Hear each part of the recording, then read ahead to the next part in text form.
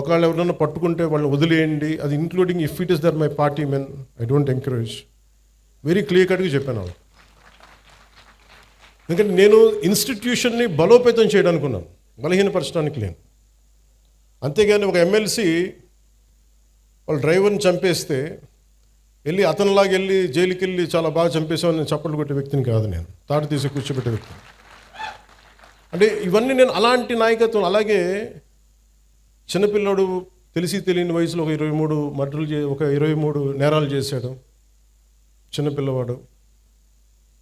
కూర్చోబెట్టి ఏదో పాపం చిన్న ఆ పసి వయసులో బీరు బాటిల్ తీసి మెడకోసేసాడు. పాపం ఏదో కూర్చోబెట్టి అమర్నాథ్ గౌడ్ అనే అబ్బాయిని తెలుసు తెలియకుండా 14 ఏళ్ళ కుర్రోడిని వాళ్ళ అక్కని ఏడిపిస్తున్నారని చెప్పి ఆ 14 ఏళ్ళ అమర్నాథ్ గౌడ్ వచ్చి ఆ రౌడీలని ఎదుర్కొంటే పాపం కత్తితో పొడి చేశారు. చిన్నపిల్లలు తెలిసి తెలియకుండా పొడి చేశారు. ఇలాంటి చెప్పే నాయకుడిని కాదు నేను. మీరు ఇలాంటి వ్యక్తులను కనుక మీరు ఎంకరేజ్ చేస్తే, ఇలాంటి భావజాలాన్ని ఎంకరేజ్ చేస్తే భవిష్యత్తు మీకే ఊహించుకోలేని పరిస్థితుల్లో మీరు ఉండిపోతారు. నేను ఈరోజు మీకు ఎందుకు బలంగా చెప్తున్నానంటే, you have to have a collective spirit. అన్ని పనులు అవ్వకపోయినా primary is law and order.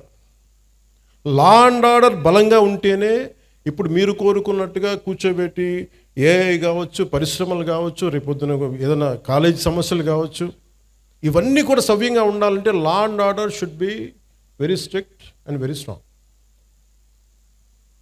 నేను హోమ్ మినిస్టర్ని కాదు, అది నా పరిధిలోకి రాదు. అది క్రిమినల్ తాలూకు అదృష్టం.